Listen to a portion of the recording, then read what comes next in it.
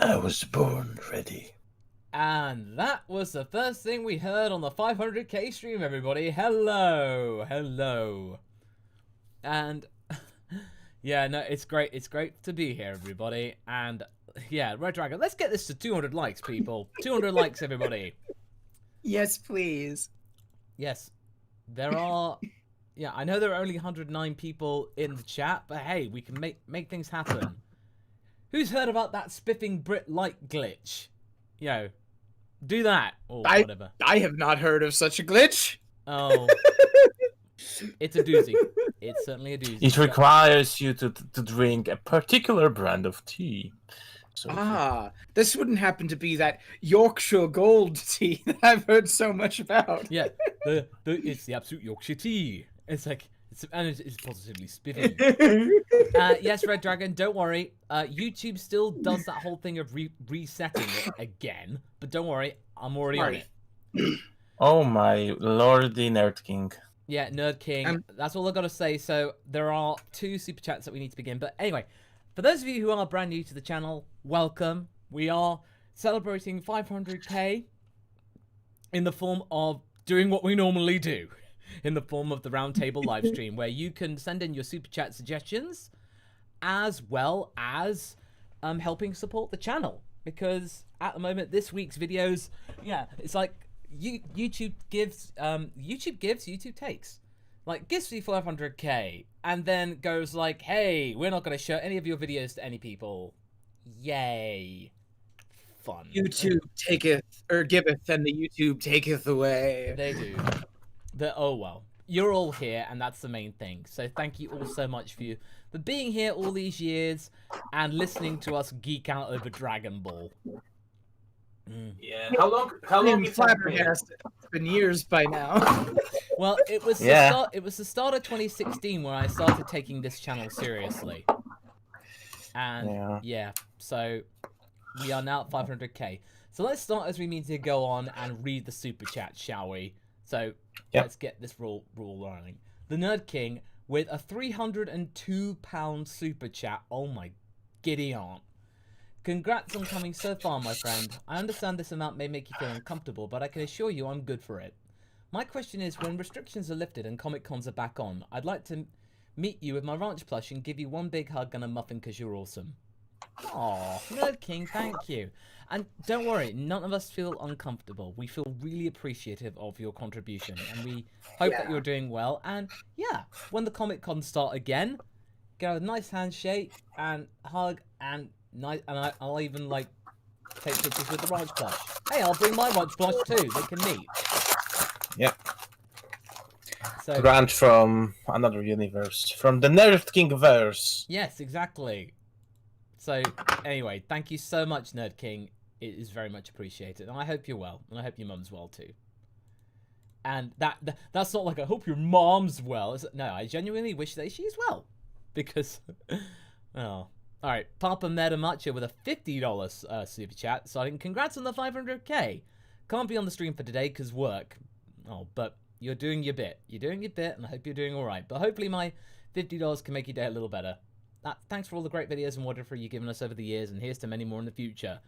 You bet. You bet, Papa. We are definitely going to be doing more of that. So look forward to some more contentioso coming in the future. But right. You know, this seems like a wish, a Papa's wish. Oh, I see what you did there. All right. Okay, so let's start off the main list. So, yeah, don't worry, Podo. I've got the chat, and I'm just about to read yours out actually.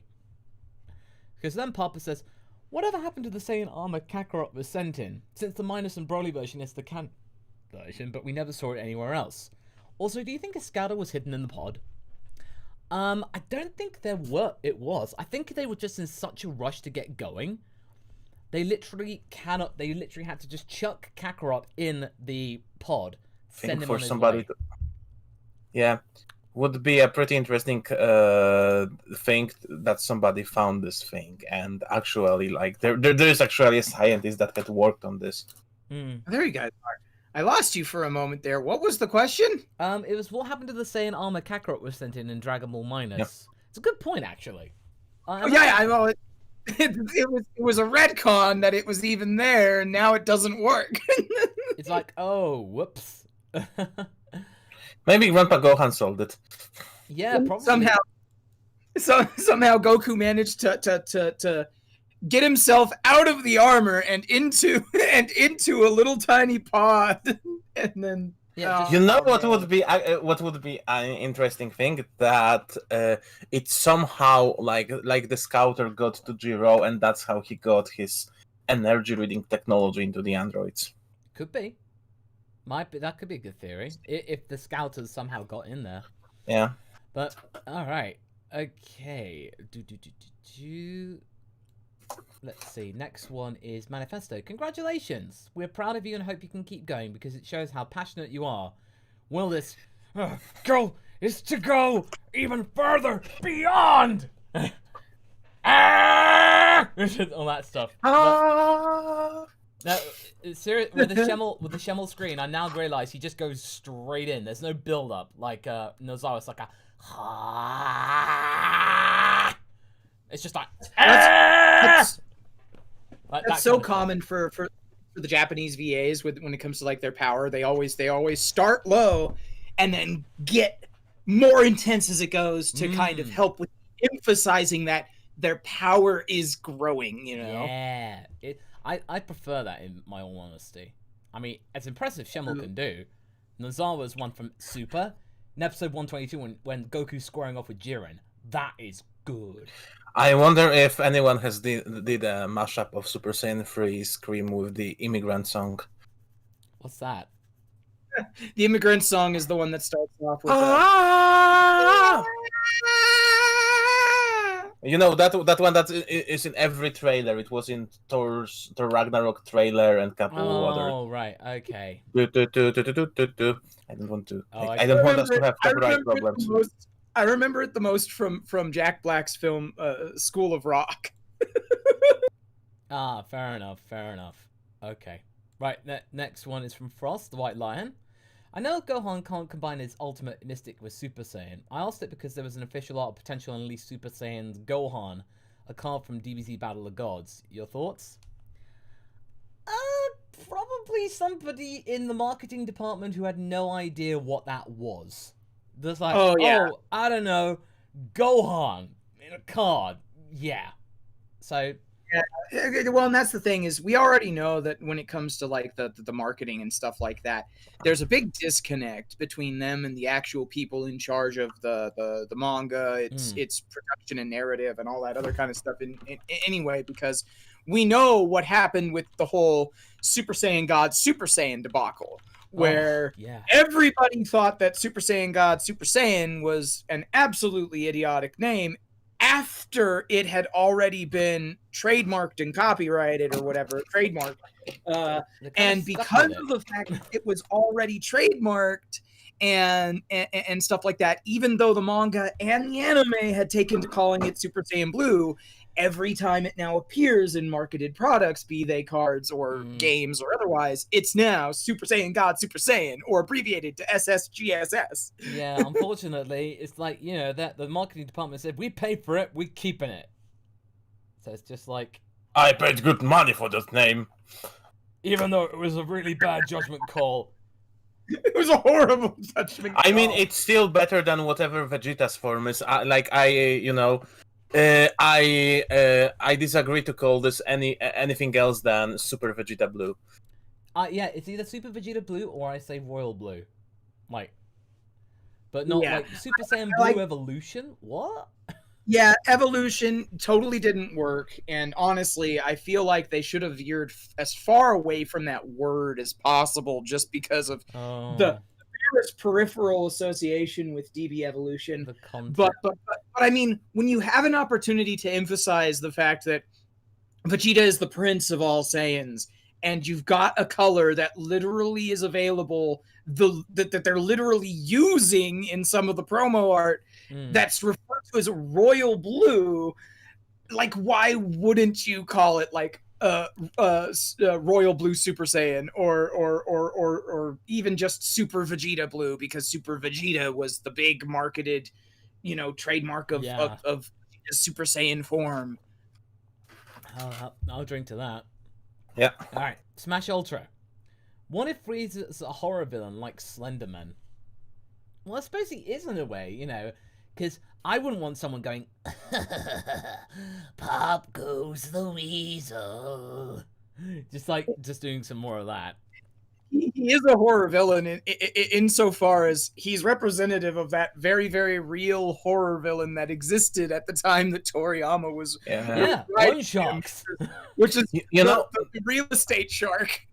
The thing with horror villains is like when we grow accustomed to them, they are not so scary. Like Xenomorph original design is still awesome, but we've seen Xenomorph so many times in full light that they just don't do that much for us anymore. They're still cool because we've seen them a lot. They're still very cool, and Frieza's design is also pretty cool, but they are not scary anymore after so long. And in much the same way, I feel like the question's probably implying like more of a what if it was like a psychological horror thriller in the vein of creepypasta monsters, and it's like, well, that doesn't really work for a medium like anime in quite the same way unless you're doing a completely different genre. I mean, because it's like if you were to pit Goku against Slender Man or Siren Head or something like that, Goku could just vaporize them and voila, no more Slender Man or Siren Head. And so Frieza being evil or scary in those same kinds of ways isn't really as big of a thing, and culturally I think it really hits home both for the East and the West when it comes to Frieza as this kind of real estate shark, especially after the housing market bubble popped back in, what was it, 2008 2009 in the US. That sort of thing was very much a very real evil. And so yeah, I like Frieza the way he is. Yeah. I don't necessarily agree with how popular he is, but we won't get into that. All right, Smash Ultra has another one saying, what if Earth had heard of Frieza as an evil galactic tyrant and Earth recognized Goku as a universal hero for being Frieza? P.S. I hate Hercule. I could definitely tell that, Smash Ultra. Well, if Earth had heard of Frieza, they probably would have at least acknowledged Goku's abilities, and I'd say, oh, the hero from the 23rd Martial Arts Tournament, and all that stuff, all that connotations and stuff. But that definitely would be channels like they would say, this Son Goku is a menace to society. He changed into a monkey at this tournament. He is not to be trusted. Because no matter how many people you say the hero, somebody's going to find him as a villain. It's just human society. I want pictures of Son Goku. Yes. Or as in, oh, you got to be joking. Son Goku, naturally. Son Goku. Yes, Son Goku. Son Goku. The big green Dr. Wheelo's like, tell me who's the strongest man. Tell me who's the strongest man. Like Dr. Willow's is about to turn into a jazz song about let's fine. We haven't got to yours yet. We've only just started, so we shall power through. Worries. We shall power through. No worries. All right, Smash Ultra. What if Raditz's Japanese voice actor were Masako Nozawa? That'd be hella confusing. That'd be like, oh, that means Bardock, everyone's voiced by Masako Nozawa. She probably wasn't being paid much for that at the time, or something like that. I don't know, but probably they just wanted to have something a bit different. And also, she was only, Raditz was only going to be in for a few episodes. So they probably just have like, oh, let's give the Pilaf voice actor something to do. So it's funny because like Masako Nozawa now voices so many members of Goku's bloodline that when you look at it retroactively, you almost find yourself asking the question, why not Masako Nozawa for Raditz? And then honestly, in part, I feel it was because they didn't want to give the game away, because it's supposed to be a big reveal. And coming at the end of Dragon Ball, right? Coming at the end of Dragon Ball, this guy shows up and he's got similar look to Goku, and he's got a monkey's tail, but like you see that he's an alien right away from the spacecraft and all this other stuff. He's super powerful. And it's supposed to really hit home when he's like, I'm your older brother and you're an alien. That's impossible. Yeah, so that's a really good point, so I bow to that logic. Yeah. Right, Manifesto. Just a thought, but what if Dragon Ball Heroes anime and everything was a way for Toei writers to test the waters with what to execute better in later DB stories? Oh, no doubt. No doubt. These are quick to make, very, very basic, and it's like, hey, let's just do all these bonkers things and see what sticks. I mean, that's why I think in the latest Dragon Ball Heroes one, there was just Broly and Golden Metal Cooler, I think. And apparently they brought some animators that weren't Yamamuro, and it's actually kind of good looking. Yeah. So okay, all right then.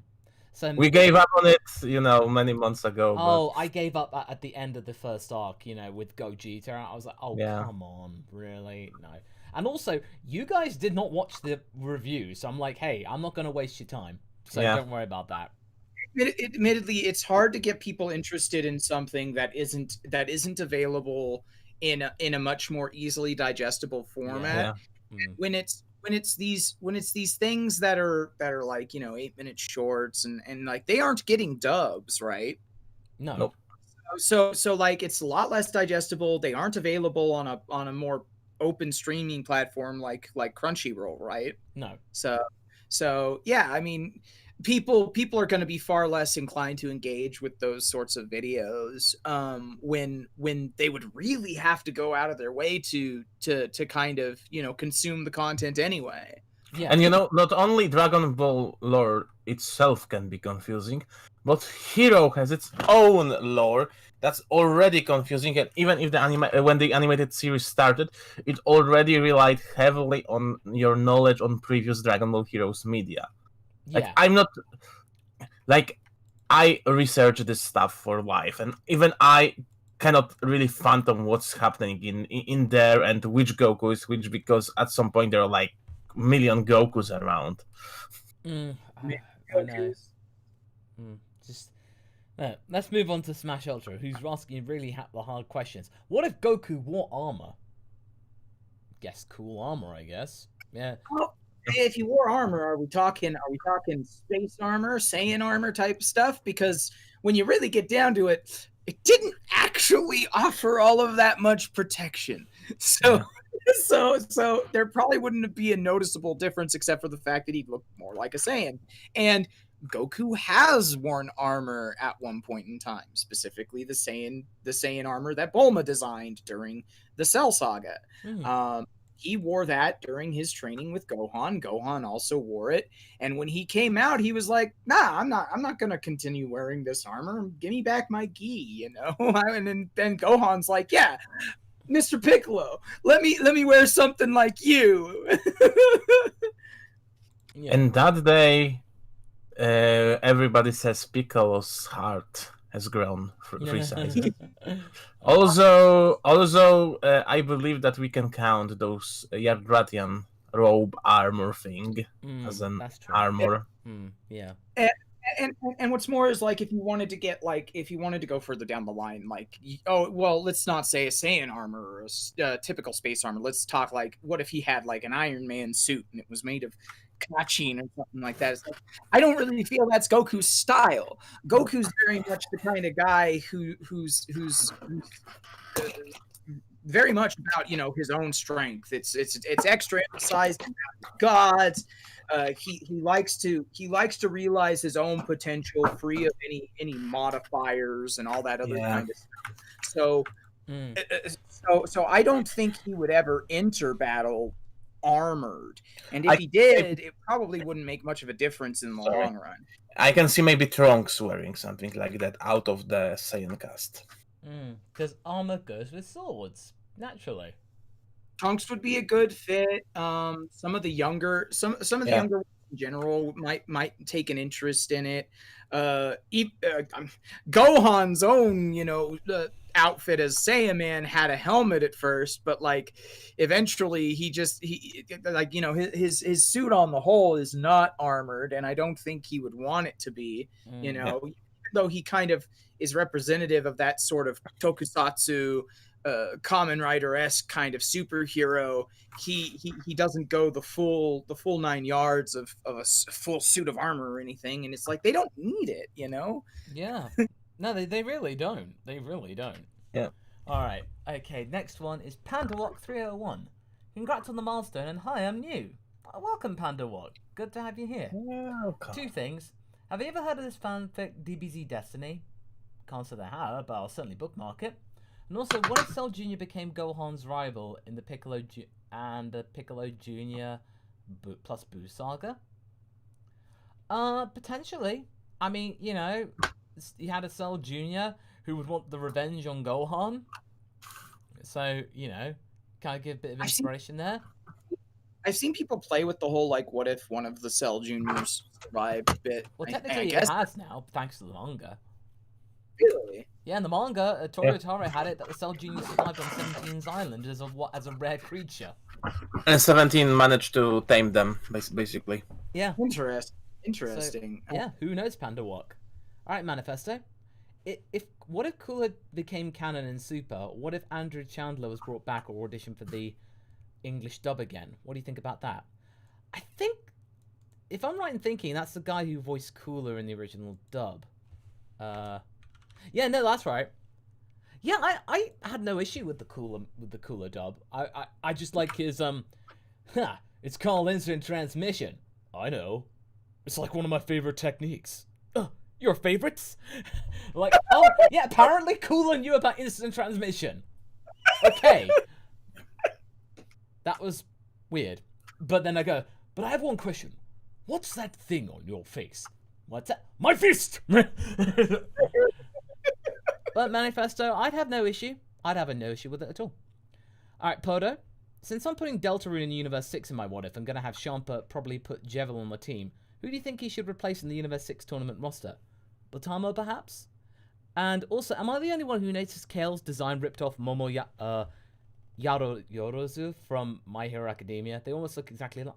Yeah. They do. Except... Here's the thing, though. Yayorozu has a very specific design to Japanese society and culture, and the idea of a long-haired, ponytailed, pretty, but either intelligent or meek character, like they follow a lot of the physical attributes of the sort of stereotypical idea of the Japanese Yamato Nadeshiko. Yes. And I wouldn't necessarily say that they outright ripped off Kale's design from Momo, rather than that they're inspired from the same pool of common Japanese tropes and cliches that Momo herself, pulled from for her design. Okay. Yeah, I mean, I do get what you mean. It's probably like a subconscious thing. Like, Toyotaro and Toriyama were like, oh, and yeah, came up with that, and it just so happens to look a bit similar. So yeah. Now don't worry, Podo, we haven't forgotten about that bit, but I would agree, probably with Botamo, because Botamo, he's probably the least memorable person on the Universe 6 roster. I mean, but Botamo is a beast. Sorry to say, we love him, but I think Dr. Rota. But here's the real question you have to ask yourself: is would Jevil allow himself to be taken into a cage? Yeah. Would Jevil allow Champa to take him out of his world and put him inside of a cage to fight in? And he's an agent of chaos, so No, I think that's pretty much my thoughts. Yeah. Manifesto saying, oh, okay, here's some quotes. Oh, and Poda has one after this too, so... Yeah, 2 Annas for the Hercule voice. Here I come, Cell. United States of Smash! but I'm pepper. Yeah, because apparently in the Japanese dub, Cell kind of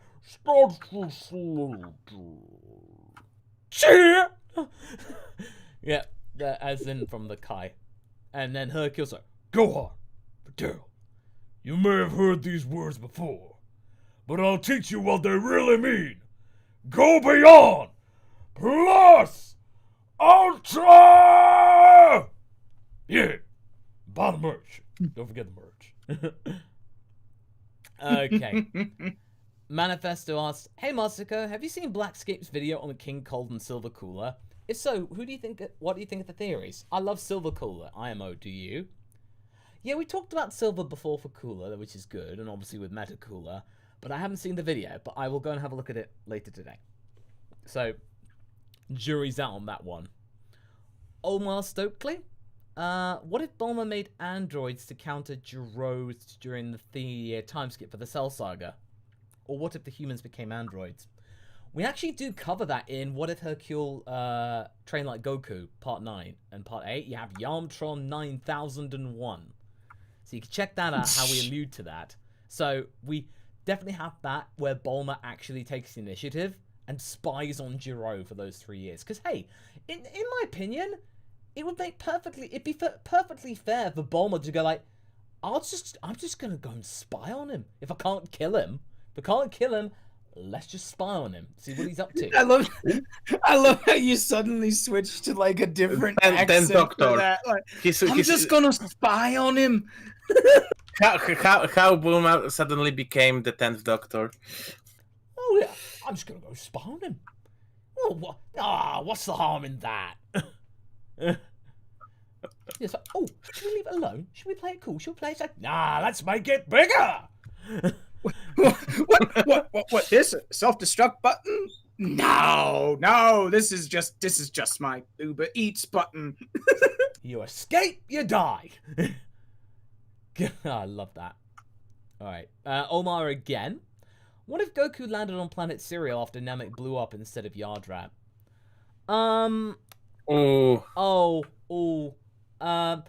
He would have probably met Granola and said, "Oh, I'm a Saiyan," and then Granola would have just gone berserk, tried to kill him, and then like Goku probably like, "Why are you trying to hurt me, dude? No, just no."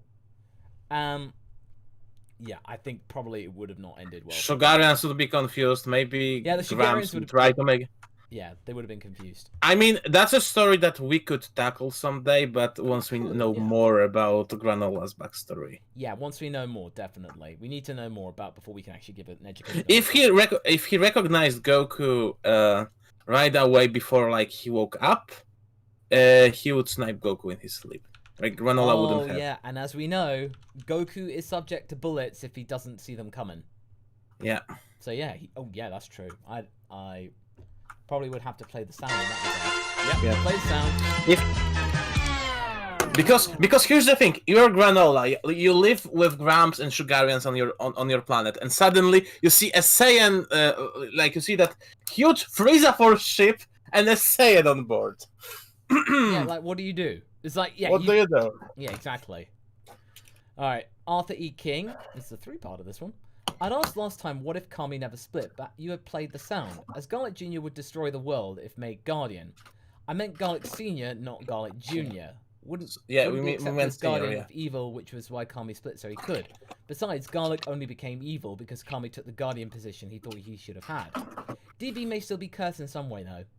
Yeah, okay, that's a fair point. But I think Garlic Sr., he probably would have started off with the best of intentions, but with the old adage of power corrupts, that whole demon army would have arisen, and Earth would have still not been in a better place.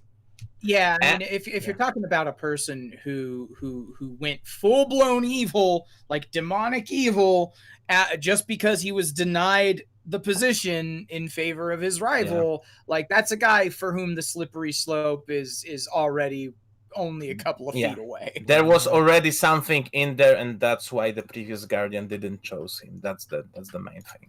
That's why he wasn't the Guardian in the first place, because the previous Guardian felt that something bad may happen.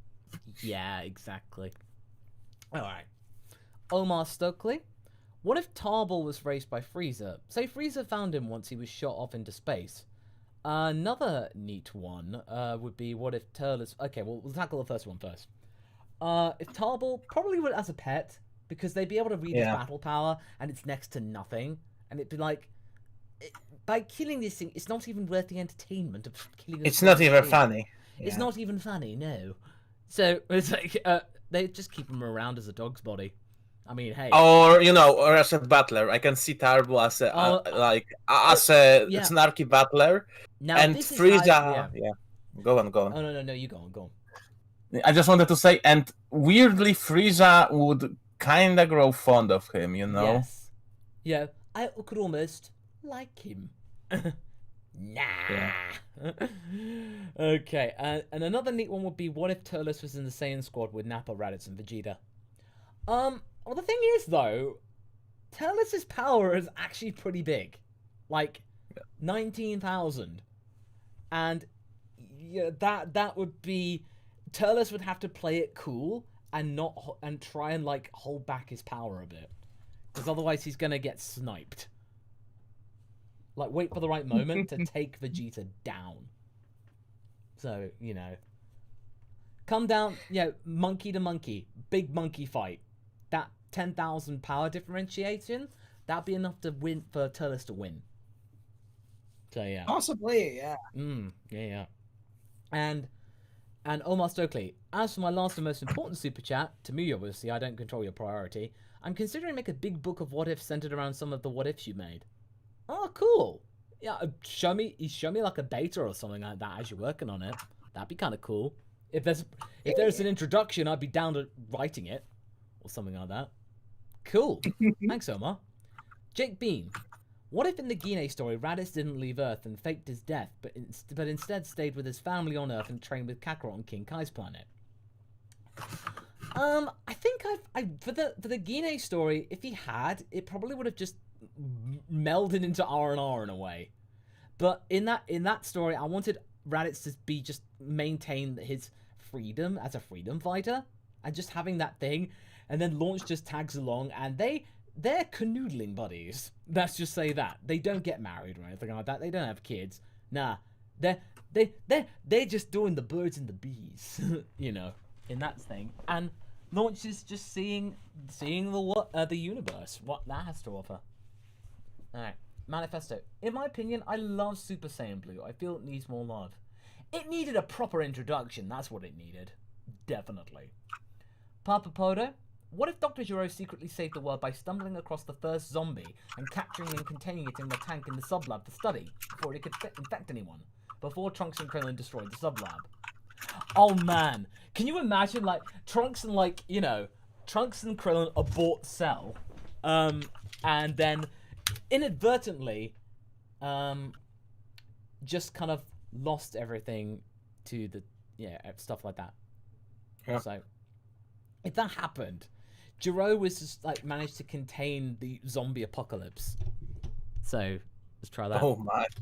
And in terms of losing sound, I don't know whether it might be Discord, but I've not seen anyone in the chat mention it.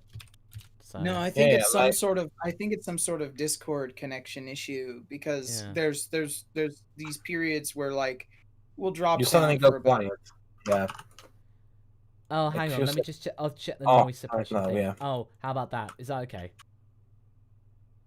How about that? Yeah, I mean, right now it sounds fine. Okay, it might have just been a blip or something like that. But, okay. Alright, here we go. Manifesto. Gogeta or Vegeta Ultra Instinct possible? Maybe with Gogeta. Maybe. But I don't think... it'd probably just be Ultra Instinct Sign. You couldn't get Mastered Ultra Instinct out of Gogeta. You'd have Sign, though, and that's cooler, in my opinion, in comparison to MUI. So I think probably that. And Manifesto asks, have you watched That Time I Got Reincarnated as a Slime? I know it's a bit off topic, but I really think it's good and would highly recommend it. I'll give it a watch. I actually got I watched the first season. Yeah, okay, I'll watch the first season. I watched Don't Toy With Me, Nagatoro-san. I watched that today. And I like it. I like it because it reminds me. I love those coming of age stories. It reminds me of a bit like Mysterious Girlfriend X, like this weird girl gravitates to this average guy somehow, and it's just like it's cute. It's cute. It's banter. I love my banter in my scripts, so I'm like, okay. You have my, it's hilarious. It's hilarious attention. that you mentioned Mysterious Girlfriend X. For those who don't know, Masako did a review of Mysterious Girlfriend X years ago, and it's actually what it made me decide to watch the series. Really? And I told you about this in a Discord conversation you you've apparently forgotten. Again, I'm just like, I'm kind of almost going like, tell us more because there might be people who don't know. Oh yeah. So it is a funny story because I went down the Mysterious Girlfriend X rabbit hole because of Masako's review, and I was like, that's so interesting because Masako, of course, had to frame it as being like, guys, gotta have a little bit of a content warning because they go about their relationship in a really weird way. And the whole saliva swapping thing, you know, and I was just like, this is very intriguing. And so I watched the review, and then I go and I start watching Mysterious Girlfriend X, and I'm really into it because not only are they doing the animation as a callback to that 90s style of animation, it's very Evangelion, you know, sort of look to it, and stuff like that with those older styles. But I really like the characters, but they only adapted a portion of the manga. So I go, and then I'm like, oh, well, I've got to read the manga. Well, throughout the entirety of the anime and the manga, you're waiting for them to finally hit that point in the relationship where they have a legitimate kiss. That's kind of what you're waiting for. At least that's what I was waiting for, right? Because that kind of is the big stepping stone, you know, for them. Yeah. They're already at the saliva swapping and stuff, but you're like, when are they going to actually have a real legitimate kiss? And it turns out, spoiler warning, mute your microphone now because I'm going to give away a huge thing in the manga. Turns out they never have that moment. And they go the entire manga. I know it's deliberate. It's deliberate by the author that they never kiss in the manga or the anime, and I was furious, and I'm like, I blame you, Masako! You did this to me! Oh, no, in the final volume, at the end, what like Urabe tells Tsubaki's mum, it's like, I was like, oh wow, that coming from her, and I won't spoil it, but what she tells his mum is like, oh, that just melts my heart. I thought it was sweet, and I love the fact that the characters are 17 years old, and the reason why the mangaka made it that way is like, there's this ambiguity. Do they have Do they have a kiss? Do they have sex? Maybe, maybe not. Yeah, it's right that gray area, that kind of stuff. It comes right down to my own personal tastes and my own biases when it comes to narrative. But in my opinion, the kiss is so built upon as a key factor of like Tsubaki wants to hit that point of their relationship. And that becomes the thing that kind of solidifies in your subconscious as when they get to such a point that Urabe and Tsubaki actually legitimately share a kiss, that's when you know that they have sealed the fact that they are going to love each other forever, more or less. Yeah. And while I do appreciate the stuff that Urabe says for all the same reasons that you do, the fact that they don't give the kiss, it's like having a Chekhov's gun and never firing it. It's like setting that gun on the table and then having it not get used the entire play. I felt like, well, what was I? Because ultimately, it's like, yeah, it was deliberate, keeping it ambiguous, but it's like, I'm not a fan of ambiguity in that regard in the first place. But I felt like I had been waiting all of this time for that specific thing to happen, only for the mangaka to go, ha, fooled you. Right, we're getting massively sidetracked here. Yeah, sorry. I love to talk about the series, But let's get moving. And by the way, in the chat, all the people wishing congratulations, thank you all so much. It really is appreciated. And again, I never thought I'd make it to this one. Hopefully, if all goes well, I'll have the 500k What If special made ready for tomorrow. So I'll have it all queued up, ready to go. So it'll be a bonus, extra long What If from a different location. A location I had to pay for. Ooh. Yes. Okay, so Panda Walk, what if Goku got a split... Oh, by the way, you got 5 minutes left for the Super Chats before we close, because we got tons, so we need to get through them. Yeah, tons and tons today. Panda Walk, what if Goku got split personality, his normal self and Kakarot? Personality changes when he gets hit on the head. Oh, well, you probably will just have like a Jekyll Hyde sort of thing. Just like, you know, different scenarios call for it. At first, you're not too sure how it works, and then they kind of realize how it works, so they just like... Goku, you gotta bump yourself on the head, and like I could kind of see it being almost like used as a kind of comedy switch in the same way that like Ranma 1/2 with the gender swapping was, where it's done explicitly for the point of exaggerated plot and comedy issues. Like have Kakarot. If he's going to be like the evil Kakarot or something, like have him be like cartoonishly villainous, you know, and then like have Goku be and Red Dragon brings up the point that Launch has the sneeze switch, so hey, it stands to reason for the yucks and stuff. Margaret Evans, what if the Z Warriors went to the Saiyan afterlife? I can imagine the Saiyans having an afterlife of their own, you know, or like Saiyan Hala. Oh yeah, Saiyan Hala, yeah. Kamehala, obviously, yeah, where it's all mud huts, it's all muds everywhere. Yep. Yeah, I could see that. Monkeys everywhere. Yeah, it'd be understanding about the Saiyans, and Margaret Evans says Hercule was always honest about Gohan beating Cell. In his heart of hearts, yes, he knew, but he didn't have the courage to admit it on live TV. So. He was fully aware the entire time, and now he is fully aware and proud of Gohan, of course. But obviously, it's just something that it's just something that the media aren't just willing to accept yet. Maybe on my deathbed, or something like that, where I don't have to listen to it. Yeah, don't have to beat the ramifications or anything like that. And then Margaret Evans, what if Launch found Goku first? Would he be a criminal? Probably depends which Launch finds him. But considering that Launch was a little girl and is like about Vegeta's age. Okay, maybe if like she was still with her parents or something like that. Maybe. Yeah, surrogate. Well, basically makeshift brother sister type thing. So there you go. I mean, they could have a similar situation to Lapis and Lazuli, you know. Street urchins, because something tells me that Launch could have an unhappy childhood. Yeah, of course. Panda Walk. What if Frieza or Cooler participated in the Universe 6 tournament? Would it teach Frost about new forms just to one-up Vegeta and Kaba?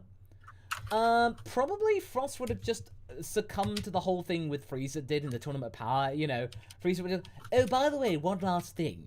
Don't trust anyone. You just had that earlier. But I still find it funny when they went up to 100%. You just get these big hench Frost and Frieza. You know, and I just get there. Oh my god, that's really strong. Yeah, I know it. It's really strong. Really strong Frieza forms. Yeah. It's just so stupid. But yeah, also one important thing is that Frieza is a megalomaniac and massive killer, but mass murderer. But his universe is 7 mass murderer, and he has that universe 7 pride somewhere at the back of his head. Have you said it wrong? He is an evil, self-obsessed, and ugly tyrant. Yeah. Oh, of course. In Revelation F, I'd love to have a parallel universe where we have Martin's Frieza in. You know, Frieza meets his parallel universe self, and it's Martin. That would be so fun. Boy. I'm sure he'd do it. I mean, he's already done it for R. No, we just need to come up with the episode first. I need to come up with a premise. Otherwise, it's not. I call dibs on this script. Okay. Okay. Oh wow, we've had a $100 super chat from Darksnake, and it's another rater.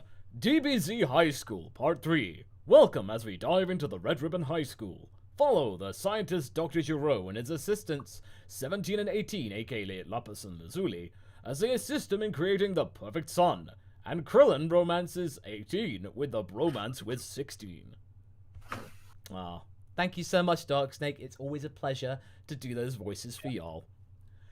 Alright, okay, and I think with that bombshell, we are going to call the super chats now being closed. Thank you all so much for your contributions, everybody. We are now going to be carrying through on with the rest of the roster. Okay. Yes. Now, big backlog today. Yes. Manifesto. What if Gohan trained more after the Cell games than after the Buu Saga too? Work, family, savior, fighter? Why not all of them, like we've asked before? Yes, Manifesto. Absolutely. Absolutely. Because there's nothing wrong with Gohan having a balanced life. That's the point. Oh, absolutely not. Yeah.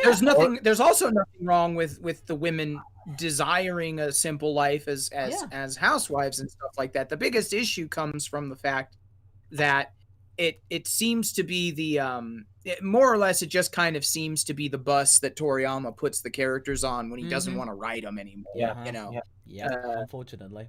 I mean, hey. Yeah, like it's not a problem if Gohan wants to be just a scholar because like he wanted to be a scholar since his childhood and stuff. But the problem is that make your own mind about this character and stop giving them the same dilemmas Over and over again.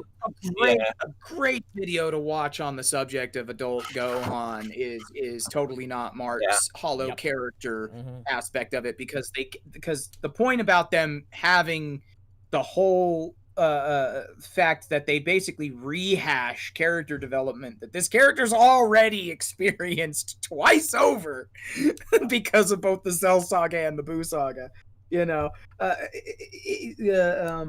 rehashing that type of stuff is kind of the problem, and it comes from the idea that Toriyama sticks these characters with these fates because he doesn't want to write them anymore or whatever, but then he's inclined, whether due to his own reasons or due to editorial reasons or stuff like that, to bring characters back, and so he has to flounder for an excuse, and it just winds up not very good. No, it does not. It does not end well either. Myself. Sam Hennis then goes, "Congrats on 500k, guys. Thank you. If you could have your dream lineup of Funimation and Ocean dub voice actors, who would you choose?" I'm sorry, Mr. Sabat, Chris, but Scott McNeil Piccolo. I love him. I love him so much. I mean, yeah, Sabat does a good job as Piccolo, but nothing can top Special Beam Cannon. Special Beam Cannon.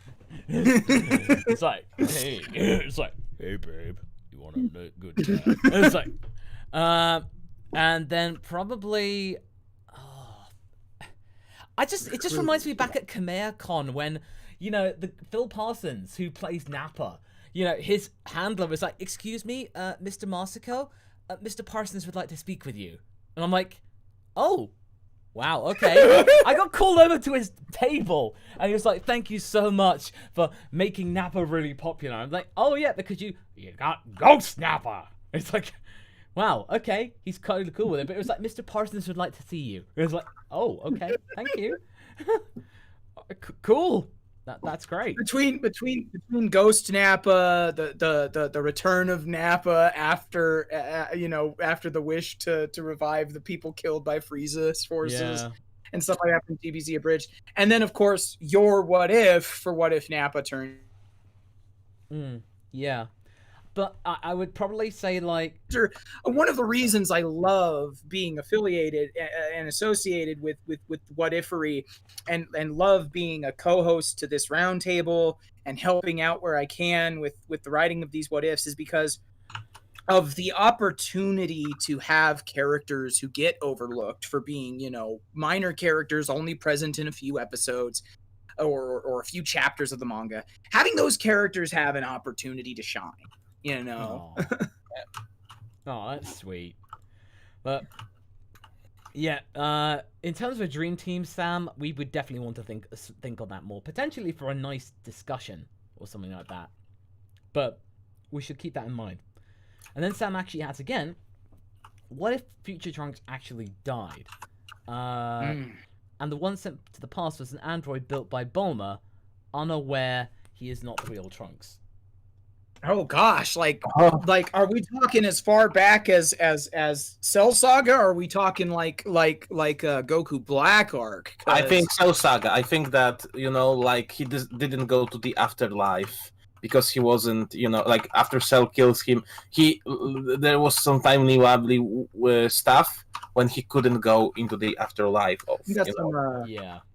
You got some Terminator Salvation stuff going on with the idea of a guy who's ostensibly living, but then you have to ask yourself, how would that work? Did she just like cybernetically revive Trunks's body, and so he's still capable of the feats of Super Saiyan ability?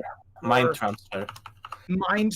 Okay, but then, like, if she built the body wholesale, would it still be capable of the Saiyan achievements that come from their biology? And if she didn't build the body wholesale and just modified Trunks's body, then you'd have some really hard-hitting questions of, like, did Bulma turn her son into an experiment because it was the last possible option that she had for saving their time? I mean, it would certainly be like a last resort. Yeah, that's a good one. That's a dark one, but that's a good one. Yeah, it's a dark one, but it's certainly something to consider. Man, could you imagine them going like the entirety of the initial arc into the bit where after Vegeta lets Cell become Perfect Cell, and then Perfect Cell starts, basically bodying Trunks and Vegeta at that point. If at that point it gets revealed that Trunks isn't actually Saiyan, or isn't actually the real Trunks, because then you'd have all of that drama piled onto, oh crap, Cell is perfect, we have to prepare for the Cell games, we have a week. So it would give people something to do in that week. At the very least, yeah. I mean, it would certainly be a nice, interesting distraction. I'm just picturing like Perfect Cell fires a blast and it takes off like half of Trunks' face, and then it's revealed that the skull underneath is like a Terminator skull. Yep.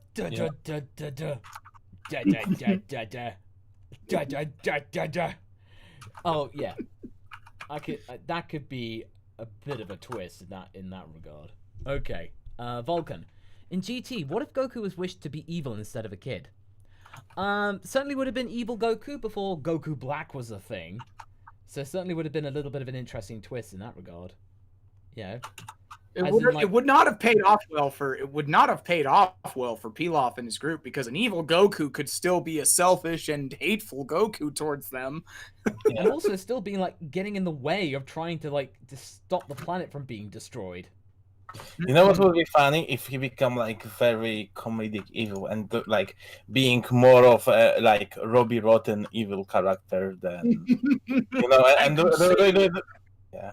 Teach you how to be villains. Yeah. Oh no, it's like, hey, have you ever seen a Kamehameha ball breaking a mountain? No. Would you like to? I just love that. I was like, have you ever seen a ball breaking a window? No. Would you like to? I'm like, what was that delivery? I love it. So over the top excited about the process. Yeah. All right. Vulcan has another one. What if Good Boo defeated Evil Boo? The impact? He probably would have just eaten the Evil Boo again, or something like that. Just eating him back, saying, "Sorry, Boo's food come back to bite him," or stuff like that. I think simple as that. All right. NPC. We have. What if every time Moro comes in the scene, he's always chewing on something, like the soothsayer from Kung Fu Panda 2? Oh yeah, he's just chewing on something. Oh no, he's always eating something.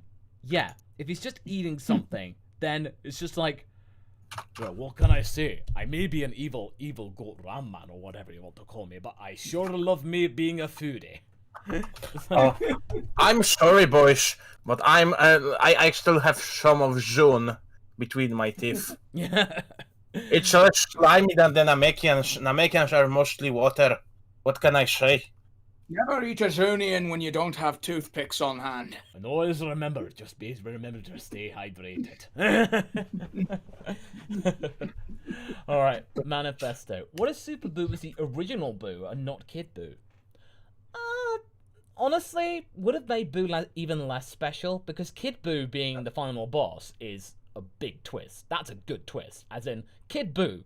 Maybe not necessarily the strongest Boo, but the most wild Boo. You know? Yeah. More intimidating. The most chaotic one. Yeah, the most chaotic one. Yes, absolutely. Unpredictable. Definition of chaos incarnate. Vulcan. Yeah. What if Ox King found Goku? The impact of this? Oh, well, we've done this a few times, actually. But he would have been the Ox Prince, and Ox would have just taken him in as his own, you know, without question. No, because Ox King's definitely a very good and pleasant, innocent soul. Despite the fact that he wants to Gohan to stay forever with him in Kakarot. Oh god, yeah, that game. Oh jeez, that glitch, man, that glitch. Oof. Okay, NPC. What if Vegeta's offhand comment about Dodoria reincarnating as a true warrior actually got him reincarnated? Oh. Well, in my own personal opinion, if I were to be reincarnated, I'd be the most beautiful, elegant, tough woman fighter in any planet available. And then Vegeta, well, I'm not exactly questioning it, and I'm looking forward to the battle. Oh, you bet. Oh, you're gonna love it, Shonk. Yeah, absolutely. Dodoria. And hey, with the reincarnation, it would be Eradodod. Because Dodoria and all that stuff. Manifesto. Manifesto says, congrats on 500k, Masako. Are you doing anything special for making this amazing milestone? If you mentioned it before, sorry for not noticing. That's okay, Manifesto. Tomorrow, I'm going to be, hopefully, if I can get it made, airing a what if I filmed on a location, one of my favorite locations, for proper storytelling. Stuff like that. It's a very special story that has been in the oven for quite some time. It's yeah, been for months, and it's something that Meg and Hav have been working on with me, and this has just been like I just wanted to find something special, and the 500k special for this being the stepping stone, perfect. Yeah, it's the perfect beginning for it. Yep. All right, Gobi. What if Hav finally faces off against Elmo Binks? It's time for his character arc with motivational shonen anime music. I'm sorry, but we are in 2021, and like character development isn't really fashionable anymore. We want characters to be their own selves, so we can market them more. So you can market them more as hating those things. It's sad to acknowledge, but I've noticed that kind of trend too. Is that whole idea of keeping characters static so that they remain themselves and thus marketable? It's very odd. You just think, why though? It just seems just really odd just to not have your characters progress. It just goes against everything you're taught in. Yeah, especially since Western animation is trying to do so much to put the characters through so much trauma right now. Yeah, it's like it shifted. It basically shifted if you think about it. It definitely has. Yeah. Manifesto. What if Dandan Kokoro Hikare Teku wasn't part of GT but a part of Super? And what if the My Hero Academia music composer was hired to make the music for the future Dragon Ball anime? Honestly, Sumitomo is actually doing a really good job now. Like, so many of the later Super tracks and all the Broly soundtrack is amazing. Like, come on, the most iconic thing of da da da da da da da da. That's become synonymous with Dragon Ball now. Or Beerus' Madness, I think it's also. And of course, yeah. And then of course you got to admit that.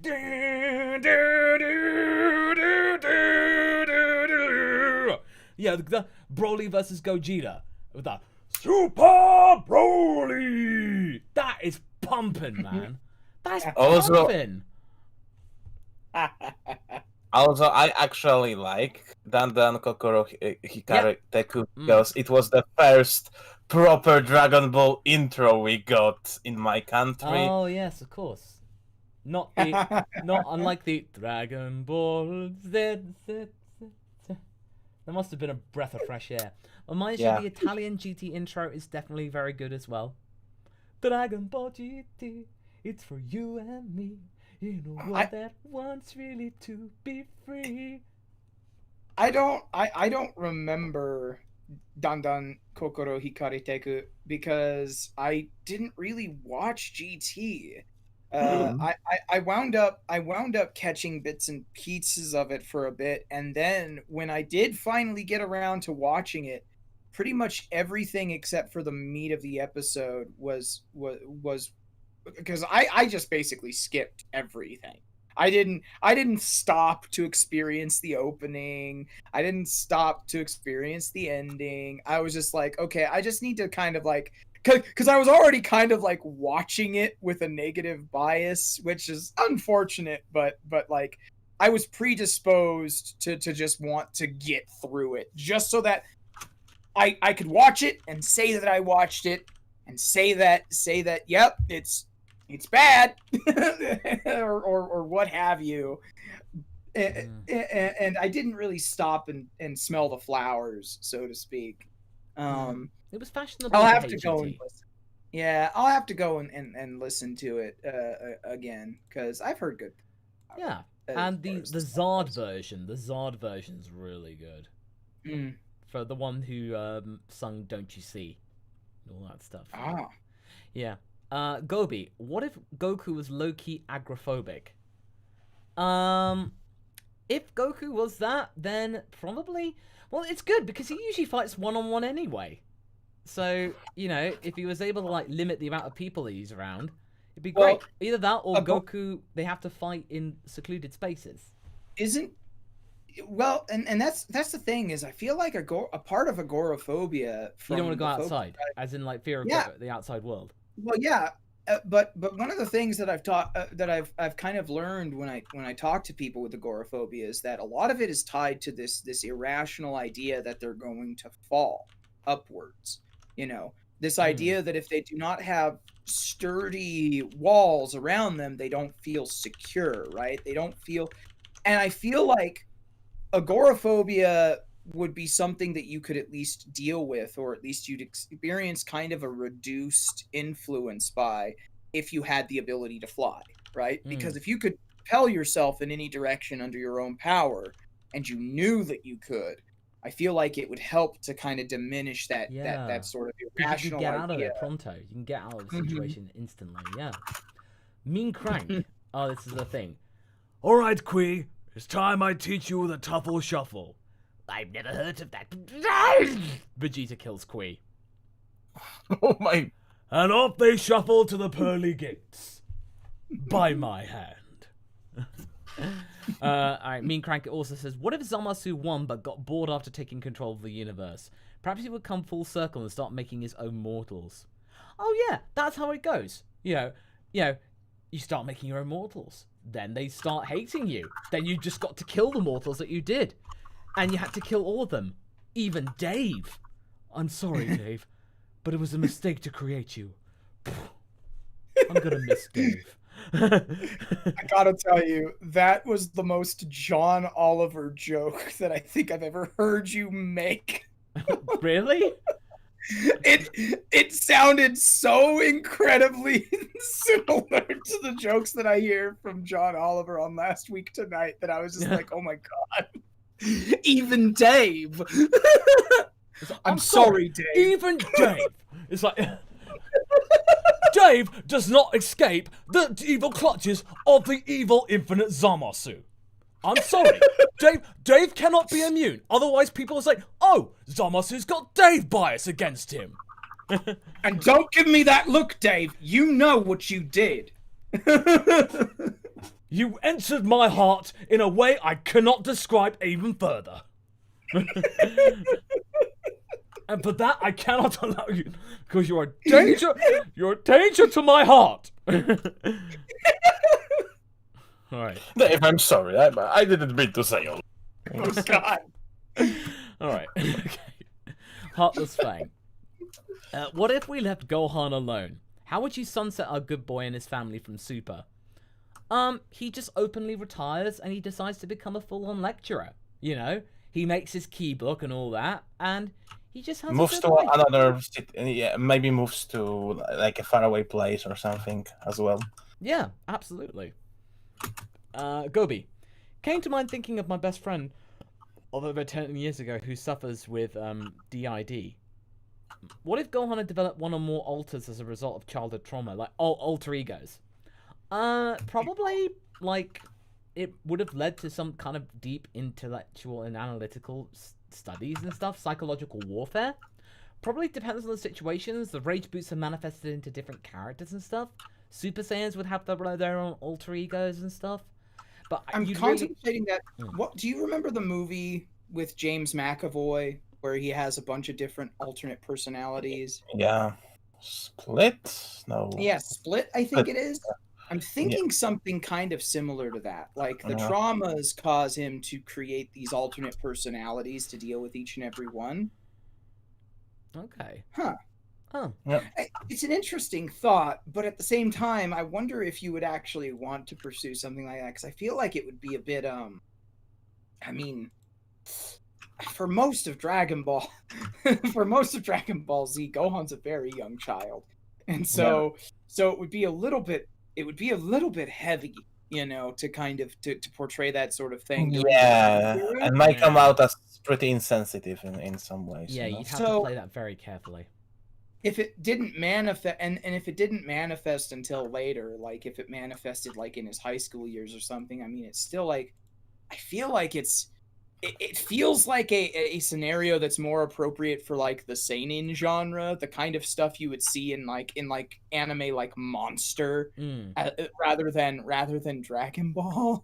but it's an interesting idea because, you know, how would the trauma that Gohan goes through affect him psychologically? I've asked the question before, you know, in my own What If series and stuff like that. I have him getting therapy for witnessing people die around him. Well, yeah, exactly. Paul Dunbar, we haven't read your What If yet. If you've done yours relatively recently, then we might be able to get to it, or it might be coming up shortly. We'll see. Manifesto. What if Piccolo never saved Gohan, Piccolo, or Namek heard about Babidi, Deborah, and Boo? Piccolo's like, oh, shoot. Here we go again. It's like, can I get 5? It's like that Shrek.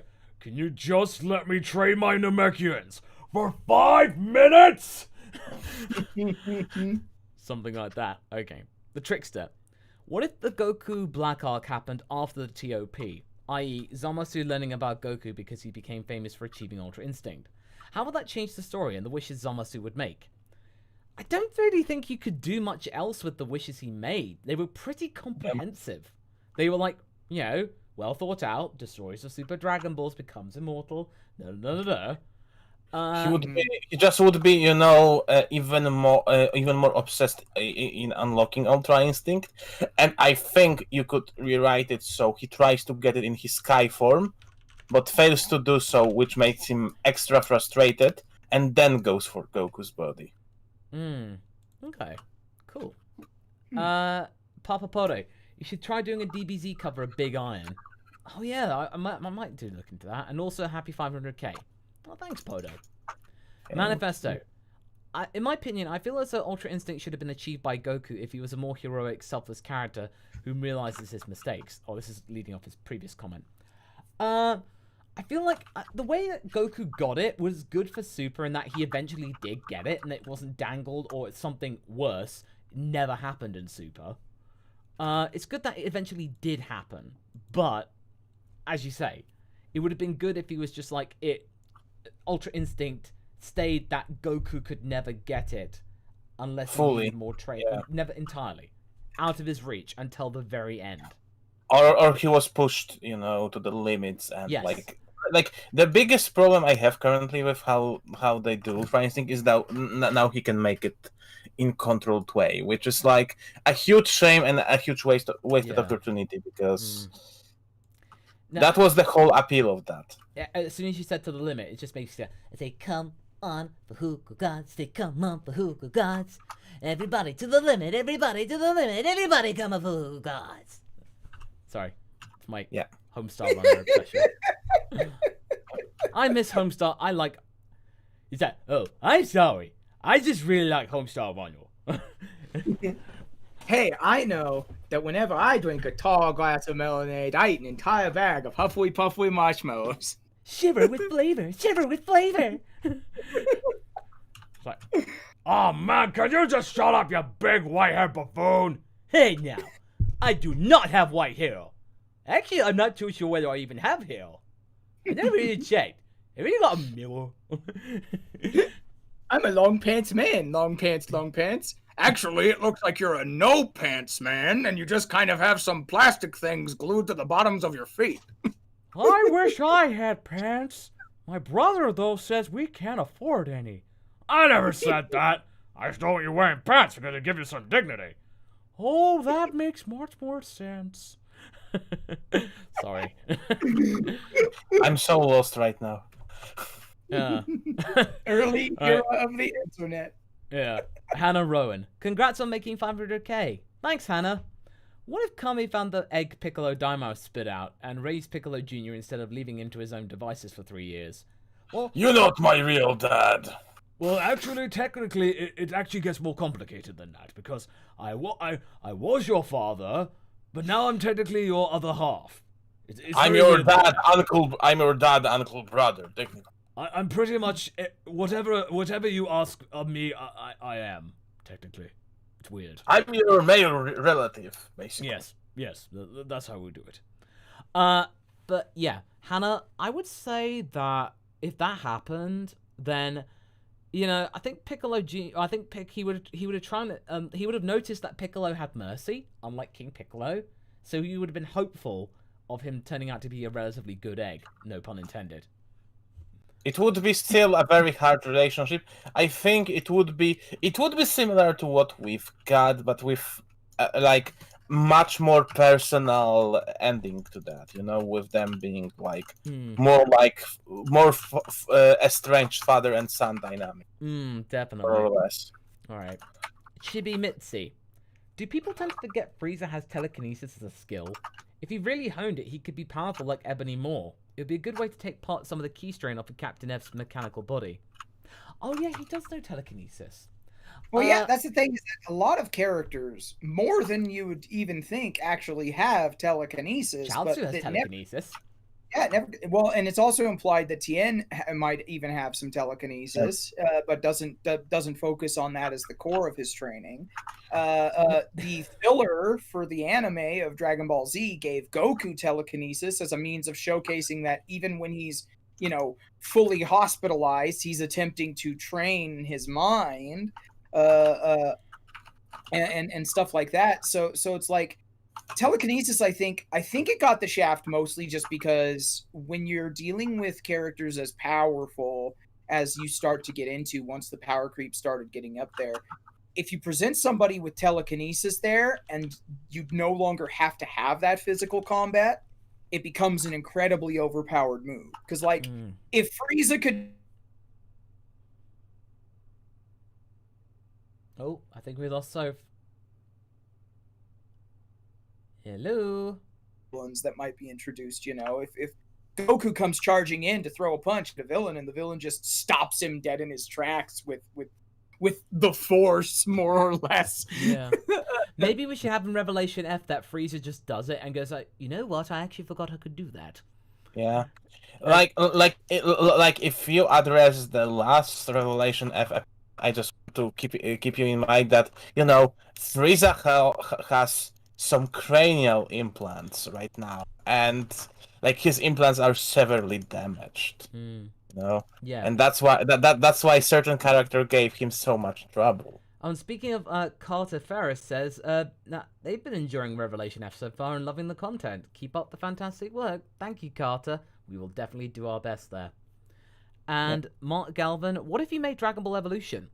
I believe we actually made a video about that. So you can check through our archives. We made our draft of Dragon Ball Evolution for your entertainment. Manifesto, continuing on this train of thought. Like, during the tournament of Goku as more of a character of virtue and cares for his loved ones and the circumstances of his actions.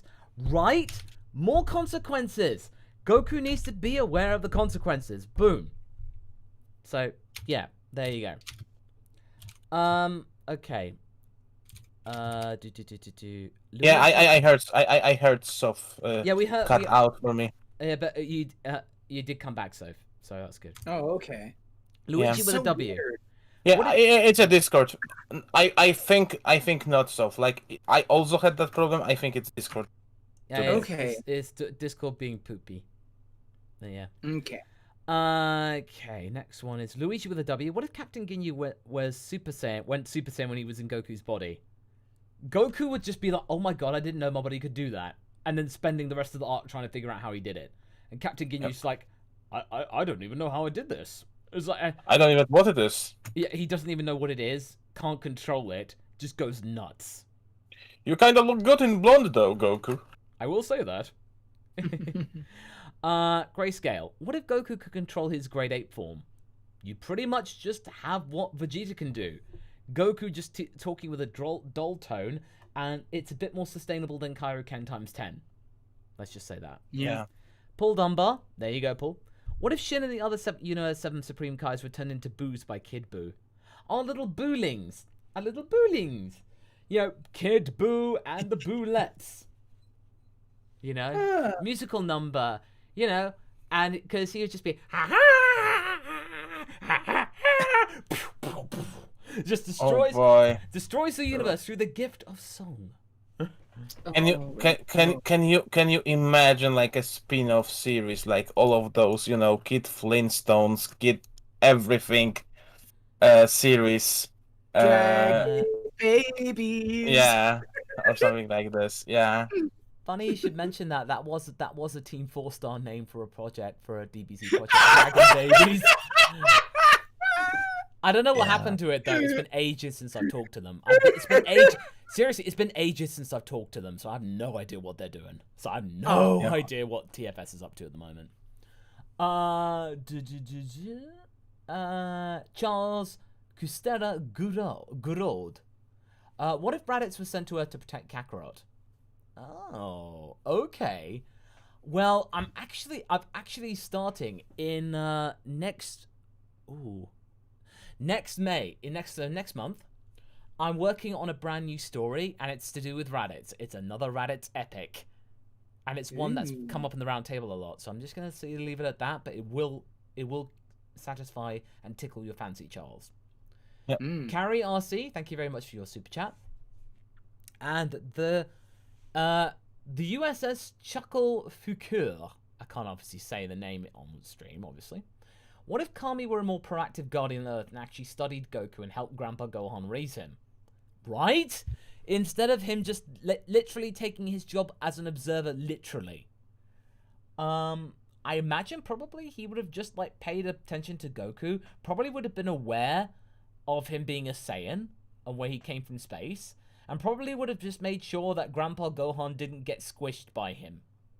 So, Gohan would have been more of a constant. Just leaving Goku to just fend for himself in the wilderness? Kami, you would have known the whole time. That just makes it weird. Alright, Zeto V. What if King Cold was the GOD of Universe 7? Honestly, he'd actually be pretty good. He'd be pretty good in that he would know the value of all the planets. He'd be fair. He would be very much like, I'm fair sorry. but ruthless, you know? Yeah. Fair but ruthless, yeah. He'd be good. He would be. I'm sorry, we are cutting out this planet. It's, you know, mortal level's too low. Yeah, nothing it's not personal. Yeah. So honestly, he'd be a good alternative. Yeah. Seth Phelps. What do you think would happen if Roshi got sick of letting Goku take care of the fate of the universe and traveled to Namek to speak with Porunga? What would he wish on for his 3 wishes? I don't know, actually. Maybe, like, you know, him to be young again, to, like, try out and be, you know, try and take the roster up a little bit. probably just like give Goku some kind of like lesson in, you know, taking things a bit more seriously, and then a gag wish for the third one. Like, he can't think of a third wish, so he then maybe Roshi would like disguise as a proper villain. Yeah, as in, and defeat Goku and pretend that he's, you know, making a perilous situation. It's like the return of Jackie Chun. This time he means business. Yeah. Yeah, that could be good. Okay. My name is Boris Lee. Oh, Boris Lee. And I'm nice. going for you, Goku. Oh, that's great. That's great. Okay, let's see. Next one is Coin. Is a saying conceived why their parents are in great shape for more powerful? I'd be interested to see giant monkey sex, in a way, because it sounds terrifying. The ground would definitely shake. I'm sorry. I think I must have missed something, and it must have cut out on me. What's the question that made this pop up? Coin said, is a saying conceived why their parents are in great shape in their Great Ape form more powerful? Oh, I don't know. They'd be certainly cheeky little monkeys, if you know what I mean. That's the thing, is now I hate this because it's completely infected my brain matter, because the thing is that we know that most Saiyans grow their children in tubes, but we know that Bardock and Gine explicitly did not. They did the deed. So the only two that we could say possibly did this would be Bardock and Gine, and I don't want to think about that. But in a way, this just makes me want to play this sound. Excellent. Just like, excellent. This sound makes it even worse. The lemon. This sound makes it even worse. No. Connor Moffat, congratulations on getting 500k. What if when Goku went Super Saiyan in the King Piccolo arc, Goku and the Dragon Team went to planet Namek sooner with Kami's spaceship to wish Krillin back? It would have been a bit risky to go off to Namek while King Piccolo was like still around. And even if Goku eviscerated him, I don't think he'd be in the mood for going off on an adventure without his best buddy. But if he did, then probably would have just been, you know, they'd have gotten the Namekian Dragon Balls and made friends, because Frieza wouldn't have had any clue about Namek. So, you know, they'd have friends in space. Long or the short of it, really. Alright, Gaming Wolf. What if Gohan became a park ranger instead of a scholar? He'd range the shiz out of that park. And 17, he would have things in common. You know? Mm-hmm. Gohan and 17. It's the DBZ equivalent of the Falcon and the Winter Soldier. Like, no joke. Oh, gosh. It's the bookworm. The bookworm and the park ranger.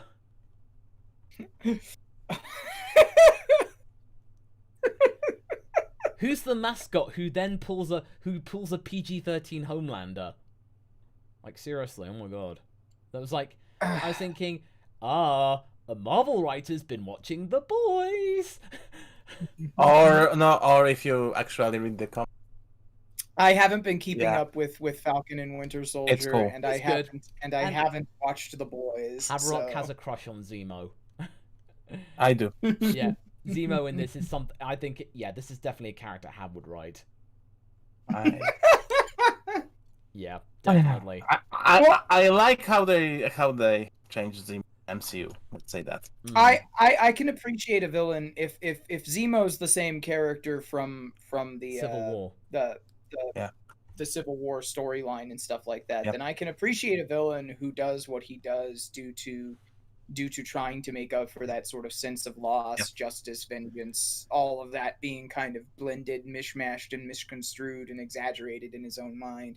You know, the idea of somebody who lost something due to the actions of the heroes is always something that's appealed to me. It was the basis of one of my fan movie concepts for a Dragon Ball film, in point of fact. Oh. Jason Hawkinson, thank you very much for becoming a base member. Thank you very much for joining. You can also become a member, everybody, by just pressing the join button below. You can get exclusive sneak peeks at stuff. Yep. Okay, next one is Craftcast Nate. What is something that makes you all laugh? Oh, just riffing on Dragon Ball, voice impressions and stuff. Oh, yeah. Puns, all that stuff. Puns also make us groan, but it's all In a good good humor.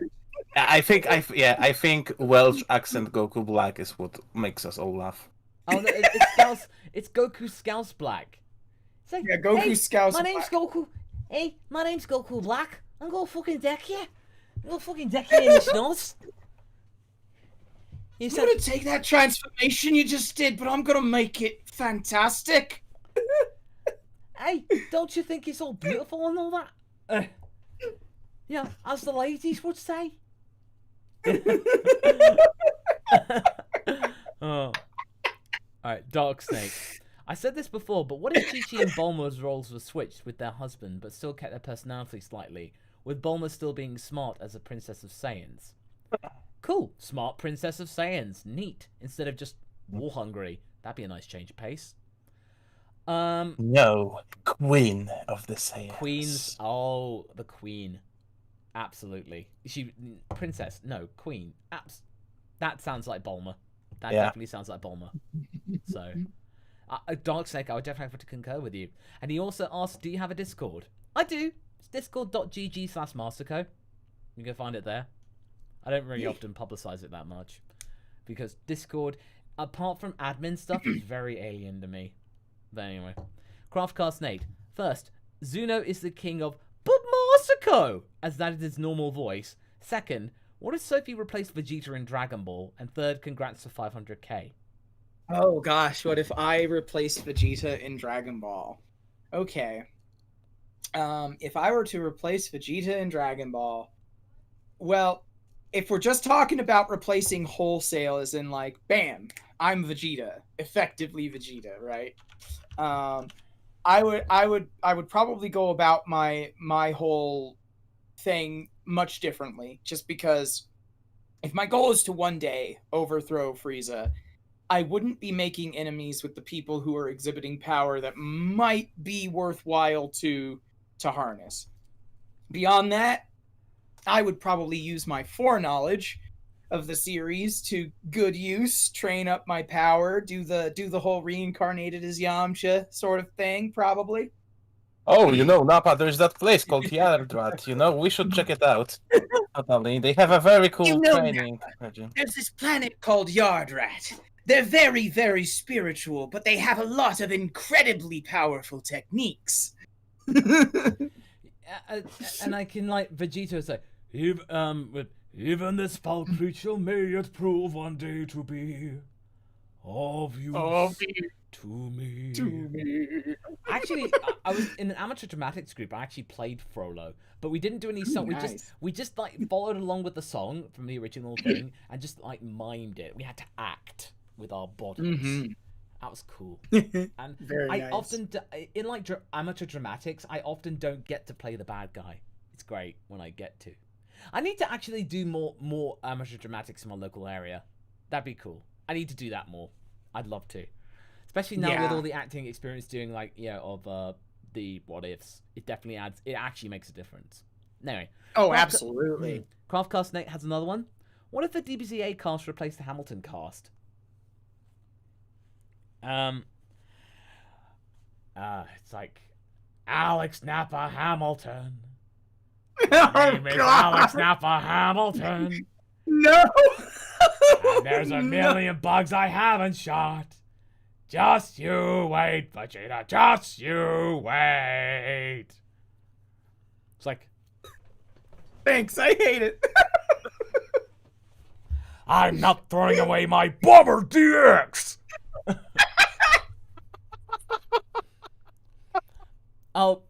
And Chi-Chi and Chi-Chi, and Toriyama's writing me out of the narrative. He's put me back in the narrative.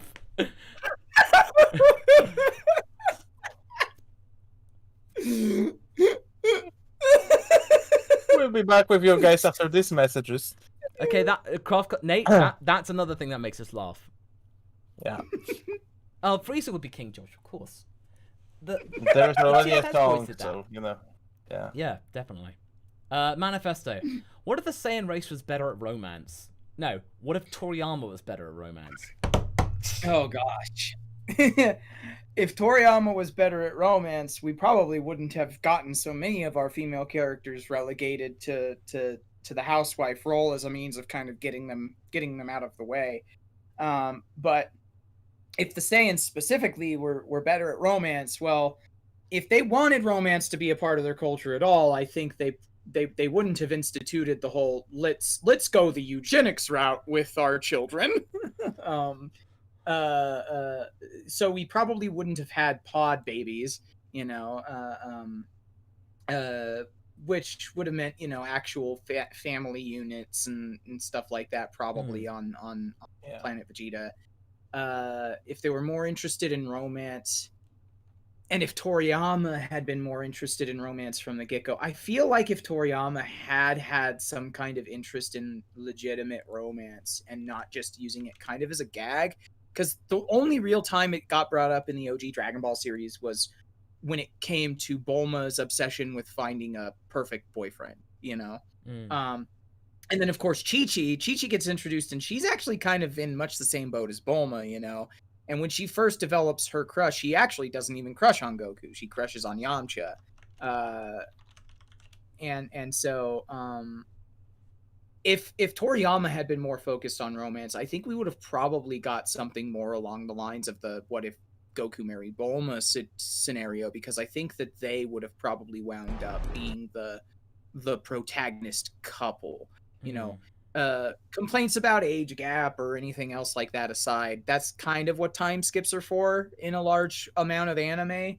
And what's more is it's a very unique situation to find yourself in when you attempt to shoot a boy in the head and the bullet bounces off his thick skull. But we've all been there. We've all been there. Yeah, just a bit.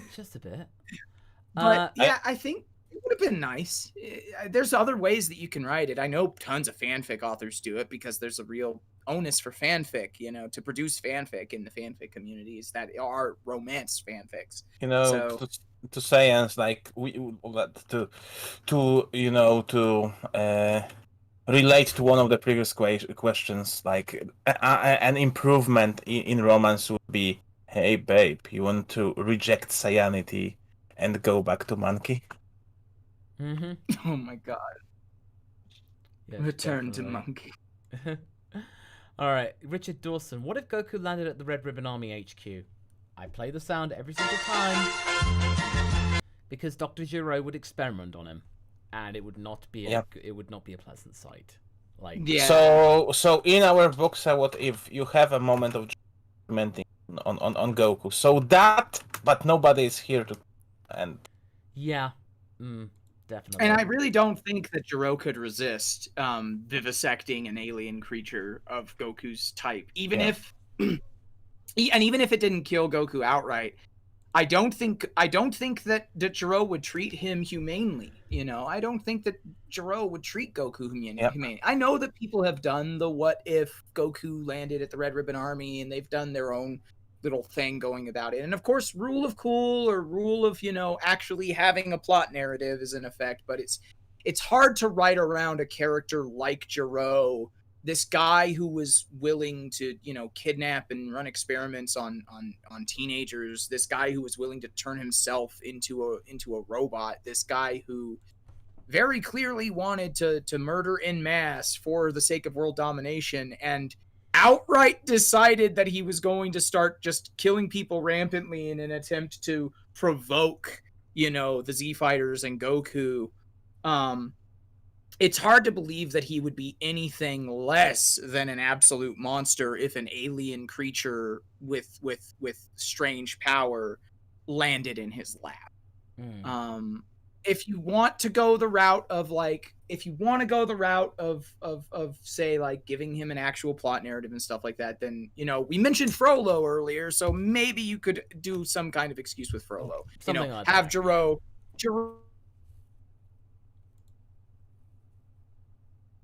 Oh, so I think Sophie Wouldn't cut be a out real again. father. Oh, Oh no, my we got God. that. No, you came back. You came back. God. Good. Okay, cool. No, we got it. We got it. The Shy 1000. What if Goku was Frieza's son, Kuriza, who accidentally took Kakarot's space pod to Earth unknown to his father? So, turns out that, Frieza had a love child and was unaware. And then comes back into the future and it's like, but Dad, I'm your father. What? That I'm a father? Red Dragon Force 2.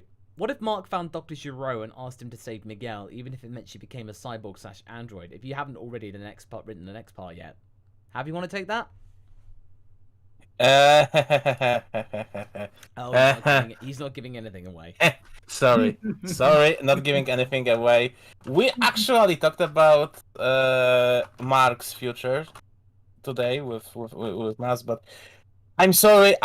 It's an interesting idea, a little dark, but I don't want to tell you what my plans are for Mark or that series. He doesn't even tell me. Keep it as a surprise. Doesn't even tell me. So I'm like, hey, it's keeping it in the dark.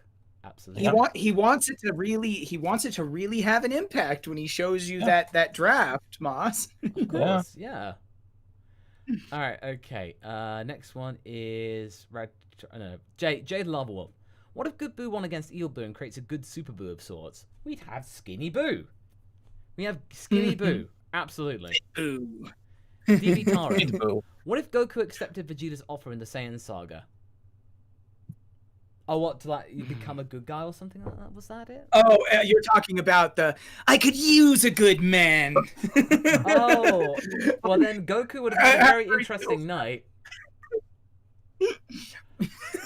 It's so hilarious, the delivery, because it literally showcases Vegeta showing what he does to people who fail him, like with him killing Nappa, and then they immediately go off to do their thing. And he's like, with Nappa gone, as if he wasn't the one who just brutally murdered him.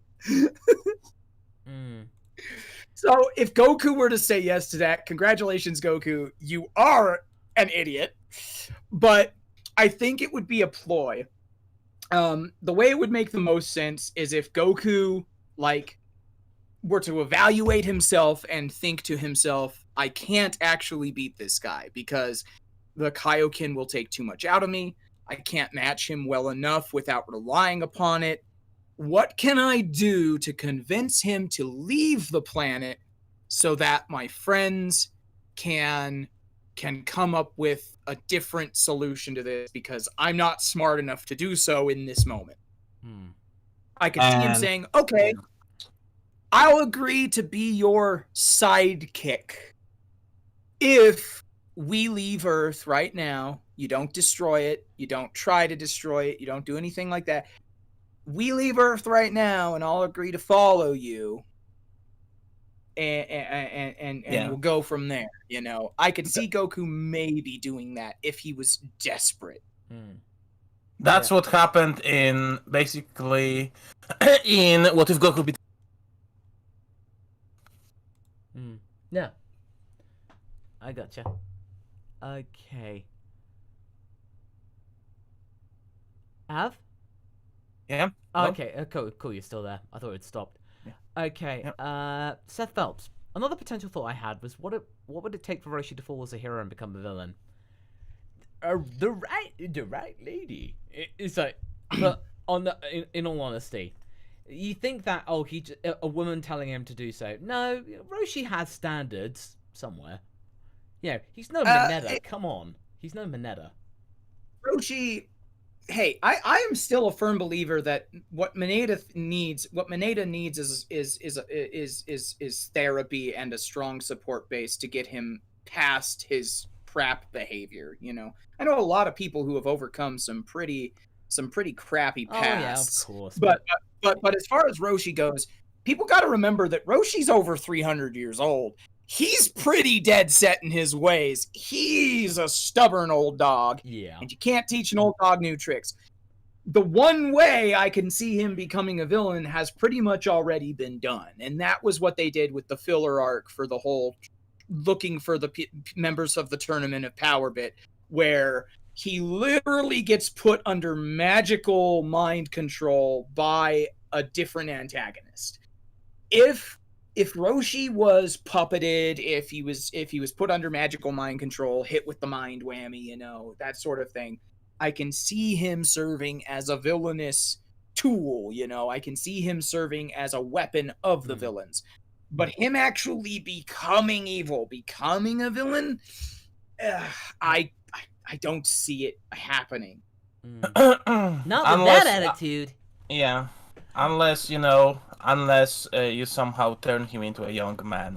Yeah. Something. And then kind of like having that tempestuousness come back again. Yeah. Red Dragon. What if Goku took Gohan to see Kami and/or Korin and Yajirobe for a reunion for a meet and greet? That, or what if Goku took Senzu Beans from fighting Raditz? If he did, probably that would have made the fight last a little longer. But then probably he would have told Raditz about Senzu Beans because he would have wanted a good fight, because fair fight and all that, blah, blah, blah, blah, blah.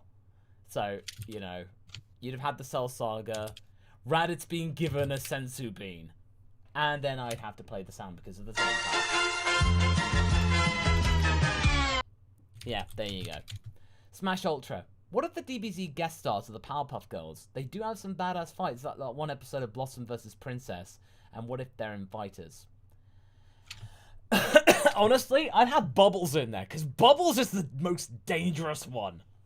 She's hardcore. Hardcore now! Like, seriously. You know, you just have Bubbles. I'd have Bubbles in that one, dude. Look, come on. Yeah. Bubbles is the most kick-ass one. Yeah, but you cannot angrily scream Bubbles, and I think that would be a joke with Vegeta. Oh, gag character for Vegeta. Yeah, and then as a cameo, like you just go, Vegeta goes, curses. Yeah, there's that saying that you cannot angrily say Bubbles. It's say the word Bubbles, and it would anger Vegeta even more. Yeah. Can you imagine that, like, that bit with like Vegeta's big epic scream when he does the final explosion against Majin Buu, but he's saying Bubbles in that scene? Yeah. It just doesn't work. Yeah. Bubbles. Well, alright, Podo. What if Jiro turned Gohan and Chi-Chi into androids, but 17 and 18 helped them escape before Jiro could brainwash them? Or like 17 and 18 take the fall. Like, and then Gohan and Chi-Chi, they have infinity engines, they have all those things. Hey, I mean, Gohan wouldn't age, or he wouldn't age past his prime at the very least. So, you know, they'd be cybernetic, and Chi-Chi would probably be able to live a lot more longer at her prime alongside Goku, and then probably outlive Goku by a considerable amount. It's curious. But hey, you know, an insight into Dr. Gero, they probably would have destroyed his lab much sooner. You know, they would have destroyed it, like, instantly. Smash Ultra. What if Bulma does have a power suit and Death Battle would let her fight Iron Man? Oh, Iron Man would still win, because they prefer comic book stuff. I'm still not salty about Goku versus Superman, not one bit, no. Wait, what? But What caused salty? no, I don't often show my salt, but when I do it in spades. Foonboy78. What if Vegeta was still on Earth during the Garlic Jr. saga? If he were, the gang would probably be in a lot of trouble, and then Vegeta's kind of like, alright, are you really having trouble with this guy? Really? And then just like he wastes Garlic Jr. He blows up the Makio star. Or alternatively, Garlic mind control. Oh, yeah, if you want to, like, have that extra twist or something like that. Yeah. But it would just be much more hilarious that Vegeta goes like, can you guys just keep it down? And just, like, blast. Makes it, like, no issue whatsoever, the battle. Just, you know. Oh, who's that? Oh, that's Vegeta, our previous villain. Oh. Wait. Oh. Okay. Okay, Gaming Wolf. What if Chi-Chi is a Saiyan? Well, probably would be able to understand Goku better for a start, and that might tie into our holiday what if that we do, dedicating an entire month to a particular what if. It's going to be Chi-Chi themed, but we're going to be keeping the details secret. All right. Red Dragon. What if Fem Gohan, but she bonds with Piccolo more and resents her father for much of her life as a result? Margin Fem Gohan love quarrel with Videl? Possibly. I like the idea.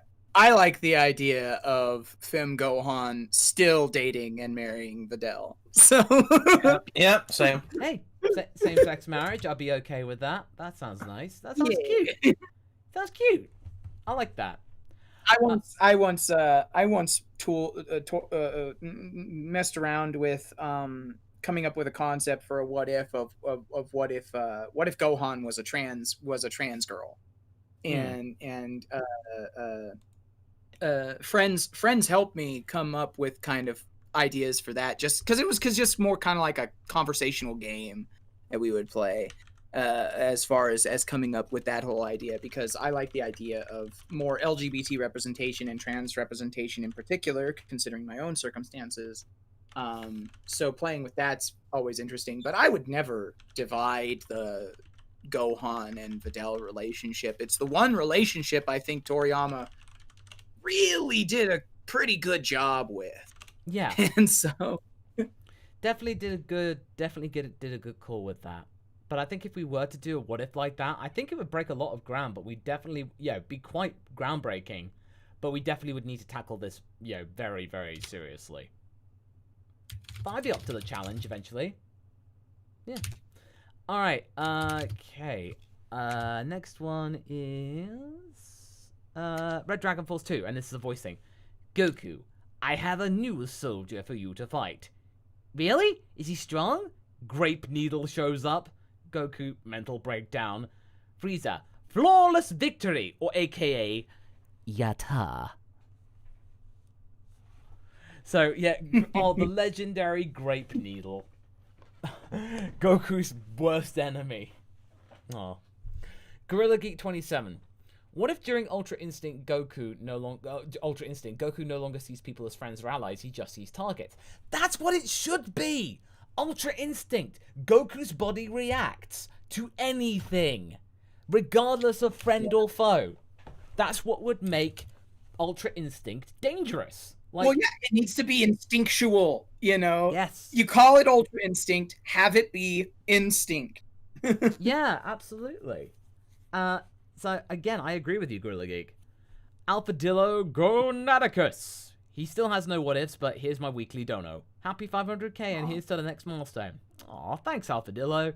Still one of the best thank names you for here. your polite comments on Revelation F episode 3. Yeah. For my tweet. They made sense. Yeah, to quote 17, aw, he's even got a cool name. J Lover Wolf had a repeat for what if Good Boo won against Evil Boo. But again, Good Boo would either, just eat Evil Boo again and nothing happened, or he would be Skinny Boo. So, it depends. Alright, Gobi. All I'm saying is that Gohan could just snag Spopovich and off him far away from the arena, or drag him to space in a plank length without any normies knowing. Oh, just Spopovich he just punches Spopovich and he just goes, woo! Just like cartoonify it. Tex Avery that Spopovich out into the stratosphere. So, I mean, hey, if you want to do it that way and get some catharsis, I'm not going to complain. It's me. I'm not going to complain. But yeah, okay. Alphadillo. Oh, I personally want to see the Dragon Fist made canon. If you could have inserted it into the Dragon Fist at any point in the Super, where would you have put it? Probably. Probably I'd want him to try and use it against Beerus, and it actually doing some damage. Just some damage. That might have been a good one. Some damage. Not like it's enough to actually make Beerus all scuffed up. It would have been interesting to see it, because if Goku being Super Saiyan God, he'd already gotten to that point where like, I kind of have to accept other people's power in order to match this guy. So if while he still had the Super Saiyan God power active, right? He attempted to do the Spirit Bomb and then converted that into the Dragon Fist and stuff, and it actually made Beerus be like, huh, you know, actually it got a good reaction from him. That might be a good spot to put it in. And if you're gonna do that, then you might want to use it again later in the series to a more useful effect, because you don't want it to become the technique that just gets no-selled by every enemy, obviously. Yeah, unfortunately, but yeah, it them's the breaks. Gorilla Geek, what if the Red Ribbon Army pulls a Mecha Godzilla by using the corpse of Raditz to make a Saiyan android hybrid? That would be metal. That would be proper hardcore. You know, that'd be so surreal, and it would be typically Raditz. They just make him into a Frankenstein's monster type thing. You know, just this weird thing. And then Goku has no idea who he is. It's like, did I fight you one time? I feel like I fought you one time. Or something like that. Definitely a Frankenstein-esque moment. PandaWalk says, sorry, I may have misspelled the recommended fanfic. It's DBZ Dynasty. Oh, okay, again, thanks for that. Plus joke, what if? What if there's a Mirror Universe 7? All evil characters have goatees. So evil! Well, this would be super evil, and then even Frieza's just like, Frieza with a goatee. He'd be super evil. And like Vegeta with a goatee, Universe 7 Vegeta. You look like our father with that goatee. Oh, King Vegeta with a double goatee. King Vegeta with a double goatee. He just has like a full fucking, pardon my language, beard going on. Just huge beard. Definitely. Carry RC. What if Cooler was also trying to get the Namek Dragon Balls and Frieza was trying to beat him to the Wish? Well, he'd have to have the news broken to him that Planet Namek had been destroyed. That would probably be like, you know, making him hate Frieza even more. So, you know, just another thing that, you know, he would have been beaten to the punch for. Craftcast Nate. What if Vegeta had a YouTube channel? Hey, check out Prince Vegeta's channel. There you go. Hello, everyone. It's your Prince of the Motherfucking Saiyans! Oh gosh. JB's such a sweetheart. I've met him a few times in real life. He's so sweet. And in the DB multiverse animation, he plays Vegeta and I'm his Goku. That's great. You know, that's cool. I just love it when JB just flips out as Vegeta. It's just so on point. It's so good. What? You know, just his reactions are just great. Alright, Coin. Very cool. Who were Launch's parents? I would like to say that they were probably gangsters. I'd love it to be like a Bonnie and Clyde. You know, Bonnie and Clyde are the parents of Launch. Or like something like that. You know, two criminal, you know, mother and father. They were gunned down in a police brawl. They went down fighting. You know, just blonde Launch like talking about, oh, I remember the days when my my folks, you know, they rob a bank. They give me some of the proceedings, give it to me so I could buy any kind of toy I wanted. Oh, they were great times, man. It's like, oh, it's like Krill's like, well, you may as well have just stolen kids' toys. Oh, I did that too. It's just it was even great when I could actually. Oh, I did that too. That was even better. Wouldn't it be interesting to find out? That blonde Launch, because you know we get introduced to Launch as blue-haired Launch, and for a lot of the series, the viewer's mind thinks of blue Launch as the default. But what if the blonde Launch had been the default, and the blue-haired Launch was the creation that was the result of some kind of psychological trauma or something associated with her sneezes? You know? Oh, yeah, maybe. Okay. Let's see. Next one is Gobi. Abstract idea. What if Saiyans were extra-dimensional nightmares, with Goku originally being sent to the waking plane on Earth as a catalyst to break the reality dream barrier to let them escape into reality? Wow, that's a really metaphysical thing, Gobi, but I'm not surprised coming from you. But I suppose really Goku being the catalyst for something, you know, he is quite an influential type of being. That would certainly be the tipping point for any type of civilization. So I guess maybe. Oh, I don't know. Safe. What are your thoughts?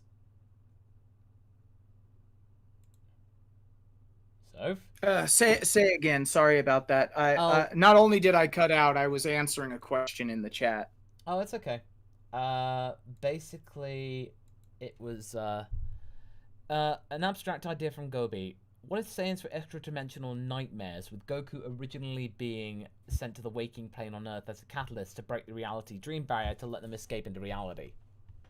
That is a heck of a lot deeper than DBC needs to be. That is, again, I kind of reiterate, that's along the same lines as like you're shooting for seinen, like horror type stuff there, not shonen, let's have a tournament type stuff. If that were the case, you're fundamentally changing the foundation of the Saiyans and the series. It's hard, which makes it hard to interpret the what if, because it becomes very heavily based on conjecture and inventing your own thing to follow along with that. Very much more solidly in the realm of just, this is a fanfic, sort of situation. Yeah. But honestly, I tend to prefer the what ifs that try to still keep it in the same genre for the most part, and that sort of thing. It strikes me as like you're shooting more for a horror thriller mystery sort of scenario with seinen overtones rather than the shonen type stuff that we come to expect. Yeah, and apparently Gobi was thinking of Nights into Dreams when he was writing this. I can see it. That sounds about right. Definitely sounds about right there. It's a weird game. Papa Podo is sorry for breaking the rule, but I just thought of this. But Jiro was still with his wife in early Dragon Ball years. Think she would stop him from experimenting on a kid who landed on their doorstep? Well, if Android 21 was his wife, then she was a scientist too. And I think probably just the allure of finding extraterrestrial life forms probably would have been enough for at least to her. Or put simply, Jiro would have just not told her. There's always that, lying to her. So you could easily get around that. Or even then, he'd be able to find some, scientific justification to not, for her to not get in the way or something like that. Or to convince her to go ahead with it. Like saying, this is an alien. Like the typical thing that most humans go, oh, every single alien will want to destroy our planet, so I'm doing this for the good of humanity and all that jazz. I feel like it can be definitely that case. And right, and with that is the end of the super chats. We are all donezo. Yeah, we are all donezo. Adriborg, I know that you've been trying against the YouTube chat stuff to try and get your chat to show up, but we aren't accepting super chats right now anyway, because we close those about half an hour, 45 minutes into the stream, because we get a huge backlog.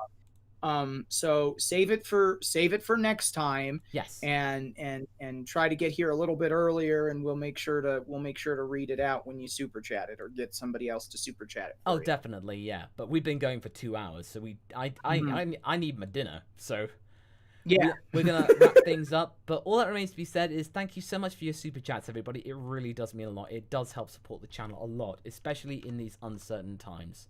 It really does go and help us just be able to keep going and making all these wacky what-if adventures with you. So I'm sure that Hav will wish for best spirits, but he's walking the doggo right now. So the doggo does come first. You need to walk the doggo, especially now being a doggo dad. But all that remains to be said is, by the way, if you're looking for the Roundtable archives, this is now in a playlist called Roundtable Archive. So if you look for it, you can find all the super chat, all the roundtables from the last few weeks, so you can find them there. They just have to be unlisted is all. Yeah, they have to stay unlisted because YouTube does weird things with certain videos now, and so you just kind of got to follow the white rabbit down the rabbit hole into the playlists. You can find them in the playlists. That's usually where the unlisted videos wind up. If they get unlisted for any reason, you can find them in their relevant playlist. Just remember, it's not malice and it's not anything else. It's literally just YouTube is being a butt. Yeah, that's the long and the short of it, really. But anyway, what remains to be said is good night, everybody. Thank you so much for joining us, and we hope to see you again next week. So, until then, everyone. have a good night, everybody. Bye. Good night. I made it. Oh. Good night.